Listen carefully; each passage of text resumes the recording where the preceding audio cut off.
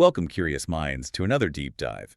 Today we're plunging into a topic that quite literally shapes every single aspect of our lives. Yeah, Decision making. it really does. Our mission here is to distill the insights from Manoj Tripathi's work, giving you, a real shortcut to understanding and mastering this absolutely crucial skill. A skill that's often, well, completely overlooked. Exactly.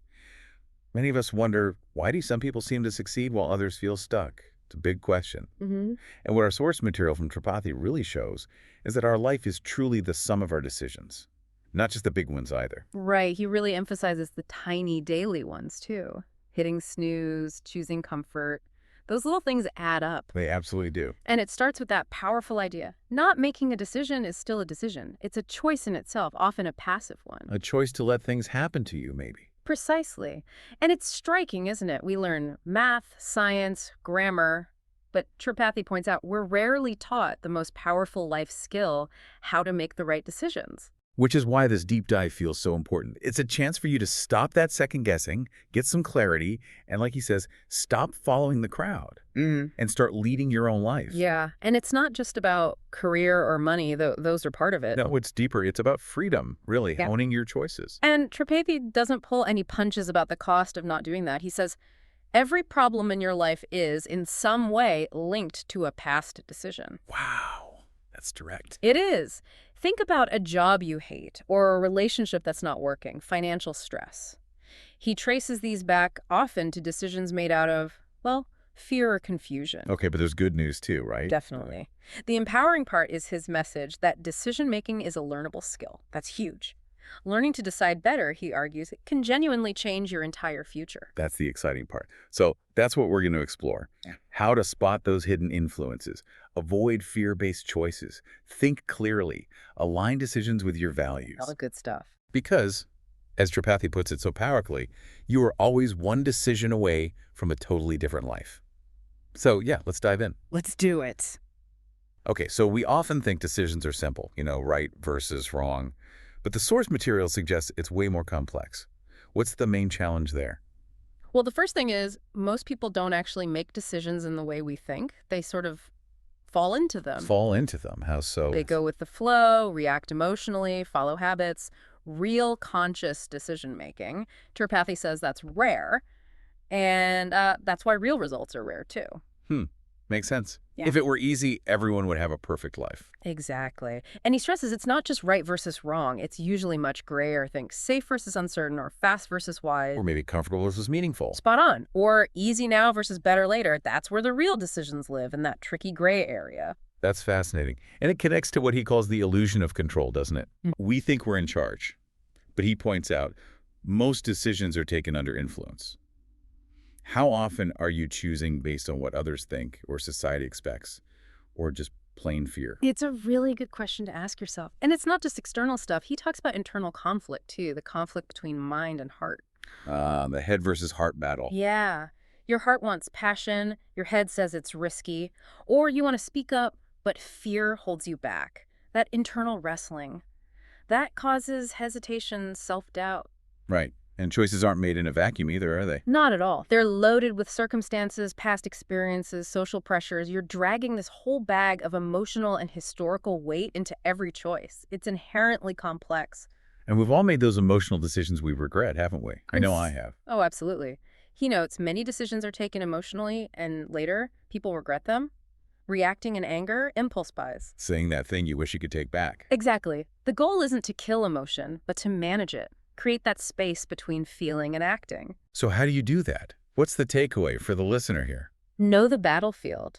Before a big decision, ask yourself, am I choosing out of fear or clarity, or is this my desire or someone else's expectation? And maybe what emotions are driving this right now? Perfect. Seeing those forces clearly is step one. Okay, building on that, let's talk about consequences.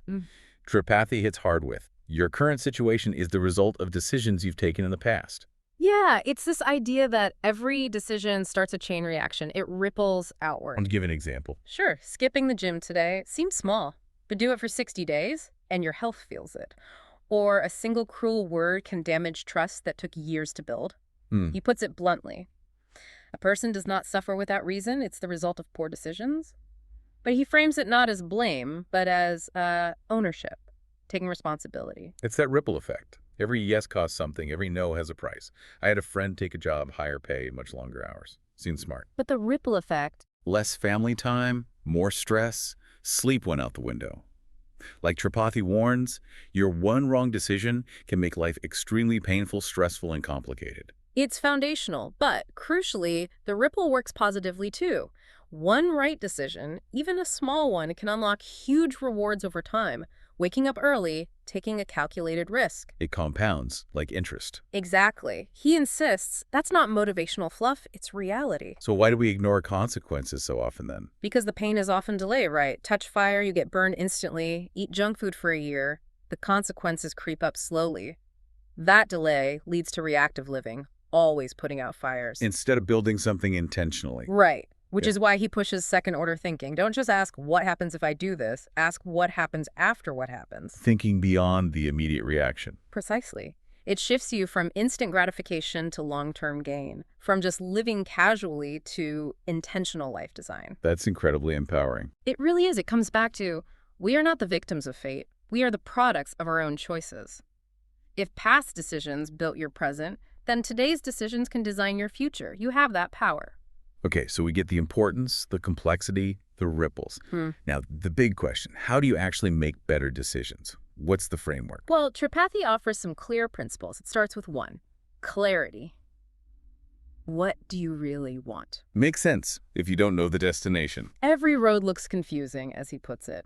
Poor decisions often happen because people haven't gotten brutally honest about their core values, what truly matters, what they'll sacrifice. So nail down the what first. Exactly, which leads right into two. Don't decide in emotion or urgency. He's very clear. Decisions taken in haste or emotion are often regretted later. We've all been there. Angry decisions, desperate choices. Right, so sleep on it, walk away, revisit with a calm mind. Separate the facts from the feelings. Because clarity is power. Okay, clarity first, calm mind second. What's next? 3, use logic, but don't ignore your intuition. You don't have to be a robot. He says, use logic for structure, use intuition for direction. So analyze the pros and cons, but also listen to that gut feeling. Exactly. That intuition is your subconscious wisdom, your inner radar. Balance both. Got it. And then he suggests a practical tool, right? A framework. Yes. 4, set a mental decision framework, like a personal checklist. He gives 5 great questions. Okay, let's hear them. First, does this align with my values? Crucial. Number 2. Will I regret this 1 year from now? Puts things in perspective. Good one. Third. What's the worst case scenario and can I handle it? Assess the real risk. Okay, number 4. Am I choosing this out of fear or clarity? Back to that core distinction. In the last one.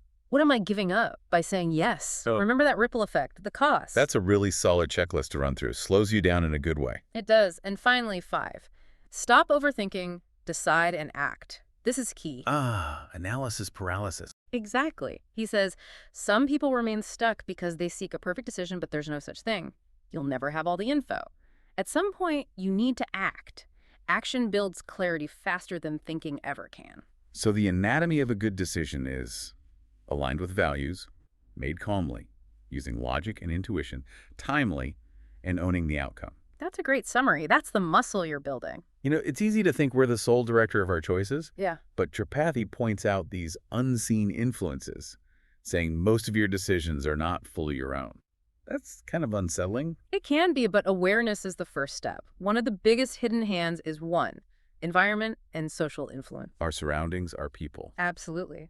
He argues your environment shapes your choices more than your awareness does. Your family, culture, friends. You adopt their beliefs often just because they're familiar, not because you consciously chose them. So upgrading your environment is key. Definitely. Socially, emotionally, even digitally. Then there are 2, cognitive biases. These are mental shortcuts your brain takes. Efficient, but they often distort reality. Like wearing mental blinders. Kind of. There's confirmation bias. You only look for info that confirms what you already think. If you hate your job, you only see the bad stuff. Ignoring anything good. Right. Then, anchoring bias, you latch onto the first piece of info. Like a super high initial price makes a slightly lower but still high price seem reasonable. The classic sales tactic. Mm-hmm. And the sunk cost fallacy, staying with something bad just because you've already invested time or money, like a toxic relationship you've been in for years. Because you've already put so much in, even if it's not working. Exactly. Tripathi's warning is clear. You cannot trust your brain fully unless you understand its blind spots. That really connects to 3. Beliefs and conditioning, too. Those limiting beliefs we pick up, often as kids. Absolutely. Money is hard to earn. I don't deserve better. These aren't facts, they're stories. And he says, until you rewrite your belief system, you'll keep making small, fearful decisions. And then there's just 4. Fear of judgment. That little voice. Yeah, the one whispering, don't post that, don't speak up. It pushes you towards safe, ordinary choices, but as he challenges, you cannot live an extraordinary life while making decisions to satisfy ordinary expectations. So true. And what about past stuff? Trauma? That's 5. Past experiences and trauma, he calls it the shadow of past pain. Unhealed experiences distort future choices. You react to now based on then. Healing is crucial for clear decision-making. Okay, so many hidden forces. Yeah. When someone looks back at a bad choice and thinks, what was I thinking? What are the main culprits usually? It's rarely about intelligence, he assures us. It's that mix of hidden forces. Fear and anxiety are massive. Fear distorts perception. It shrinks possibility. You choose safety over growth. The antidote being, what would I do if I weren't afraid? Exactly. Then overthinking and analysis paralysis, which he calls a mask for fear. More info doesn't help if you're scared to act. It just keeps you stuck. Right. Emotional impulses. When emotions spike, logic drops. Delay decisions when you're worked up. A big one is lack of self-awareness, not knowing yourself, your triggers, your patterns. So it's less about knowing what's right, more about knowing yourself. Often, yes. Then mental fatigue and burnout. Tired minds take the path of least resistance. That's why simplifying routine choices, like Zuckerberg's clothes, helps. Saves energy for the big stuff. Precisely. Isolation is another factor. Making decisions alone shrinks your perspective. Mentors, friends, they offer crucial feedback. And finally, ego and overconfidence, especially after success, thinking you're too smart to fail. A dangerous trap. Very. So poor decisions usually aren't random. They're part of a pattern. And his summary is sobering. You don't rise to the level of your goals. You fall to the level of your decision-making process. Oof, that hits home. So given these patterns, how do we break free? He talks about a broad mind versus a narrow mind. Yeah. What's that distinction? Essentially, a narrow mind limits your choices. A broad mind opens up the possibilities. It's about seeing the bigger picture, long-term consequences, hidden opportunities, different viewpoints, stepping back to see the whole landscape. Instead of just the immediate path, why do we tend towards the narrow view? We're wired for simplicity, quick fixes. He says a narrow mind grabs the first solution, often missing deeper, more meaningful answers. Real growth often lies on the harder, deeper path. So how do we cultivate that broader mind? Read widely, outside your usual zone. Seek diverse opinions. Don't live in an echo chamber. Practice empathy. Try to see from others' shoes. Challenge your own assumptions. Ask, what am I missing? And stay curious. Always ask, why? And this applies to past decisions too, revisiting them. Definitely. He asks, have you ever revisited a decision and realized with your new understanding you would have made a completely different choice? It shows growth. Your decisions should evolve as you do. That naturally leads us to aligning decisions with core values. Why is that so critical? Because when choices are driven by your values, they feel purposeful. Even if the outcome isn't perfect, there's a sense of integrity, fulfillment, clarity, confidence. So values act as your internal compass. Exactly. Things like integrity, honesty, compassion, growth, freedom, whatever your core principles are, you need to clarify them. Ask, what would I stand up for? What would I do if no one was watching? And how do you use that compass day to day? 3 steps. Oh. 1, clarify your values, really know them. 2, check decisions against them. Does this align with who I want to be? 3, be willing to say no. As he says, you can't say yes to everything and still honor your core values. Makes sense. Saying no becomes easier when you know what you're saying yes to. Precisely. The benefits are huge. Fulfillment, confidence, stronger relationships, resilience. Even when values are tested in tough spots, career changes, relationship issues, sticking to them builds integrity. Okay, let's shift gears slightly to decisiveness. Tripathi calls it a key leadership trait. What does that mean for us, just leading our own lives? It means being able to make decisions quickly and effectively, even when things are uncertain or stressful. It's the opposite of getting stuck in procrastination. So confidence in choosing, taking responsibility. Yes, and moving forward with conviction. Think of leaders like Churchill or Steve Jobs. They acted decisively, often facing huge unknowns. That decisiveness builds trust. So how do you become more decisive if you tend to hesitate? Clarify your values and goals that gives direction. Trust your gut, it's often distilled experience. Learn from mistakes. Decisiveness isn't about always being right, it's about moving forward. Set deadlines, stop endless deliberation. And take small risks, build that muscle. It sounds like decisiveness creates momentum. Exactly. Decisiveness drives momentum, and momentum is the key to success. Keep the energy flowing forward. And that momentum isn't just about big decisions, right? What about the small stuff? Micro decisions. Ah, yes, the small, often unnoticed choices you make every single day.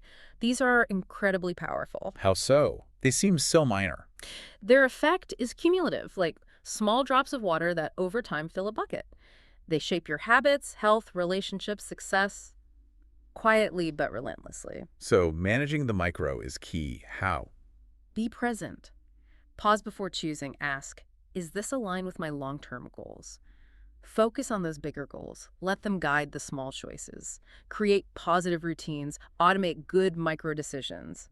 And minimize decision fatigue. Simplify where you can, like planning meals. So micro decisions are really the building blocks of habits. Absolutely. Consistent small choices become automatic behaviors. How can you make those small choices even better? Make them with intention, awareness, purpose. Maybe journal your choices for a day to see the pattern. Start small with habit changes. Use the 2-minute rule. If it takes less than 2 minutes, do it now.